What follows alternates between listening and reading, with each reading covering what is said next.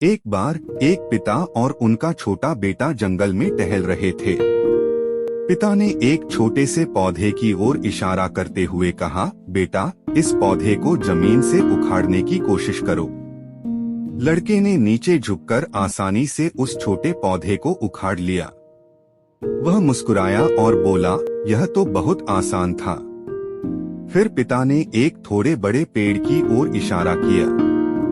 उन्होंने कहा, अब इसे आजमा। लड़के ने संघर्ष किया, लेकिन थोड़ी मेहनत के बाद उसने इसे उखाड़ लिया। वह हांफते हुए बोला, यह थोड़ा कठिन था, लेकिन मैंने कर लिया। इसके बाद पिता ने एक और बड़े पेड़ की ओर इशारा किया, जिसकी मोटी जड़ें मिट्टी में गहराई तक जमी हुई थीं। उन्होंने कहा, अब इसे आजमा। लड़के ने पेड़ के तने को पकड़ लिया और पूरी ताकत से खींचा, लेकिन वह हिल भी नहीं पाया। थककर उसने हार मान ली और कहा, मैं इसे नहीं कर सकता, पिताजी। यह पेड़ बहुत मजबूत है। पिता उसके पास घुटनों के बल बैठे और कहा, बेटा, बुरी आदतें इन पेड़ों की तरह होती हैं। जब वे छोटी होती हैं, तो उन्हें हटाना आसान होता है, लेकिन अगर तुम उन्हें बढ़ने दोगे तो वे जड़ पकड़ लेंगी और उन्हें हटाना लगभग असंभव हो जाएगा।